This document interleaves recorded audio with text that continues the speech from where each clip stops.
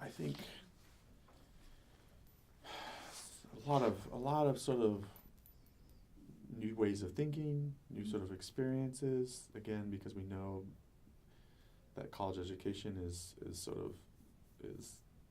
tracks along economic and whatever lines, that it's easy to sort of become this sort of middle class and above sort of ground where only those experiences and those knowledges sort of get sort of used, or sort of those values get sort of woven into the institutions. So, coming in with different perspectives, talking about different communities, sort of having different ways of seeing things, I think are super valuable for a university to have those.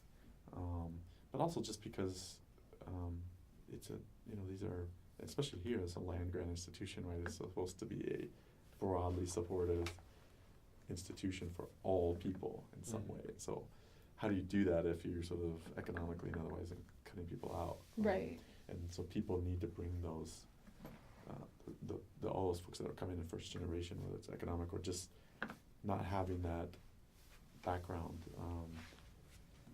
they bring all those sort of ideas and sort of approaches and creativities, and I think those are necessary. I think that's what college is for, is like structured to have those very difficult conversations and sort of think about, well, how does this, we can make all the decisions here in Portland or in the Willamette Valley, but how do we actually include or be sort of thoughtful about those pieces in East Portland or on the coasts and these small towns and farms and places that can easily just get outvoted.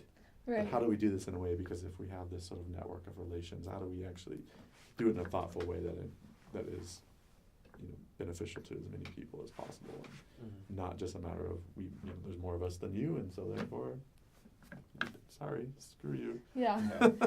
So I think that helps when people are coming from those places and can say, well, this is how it works for us, or this is why it might impact my family, or whatever the case. So I think some of those things.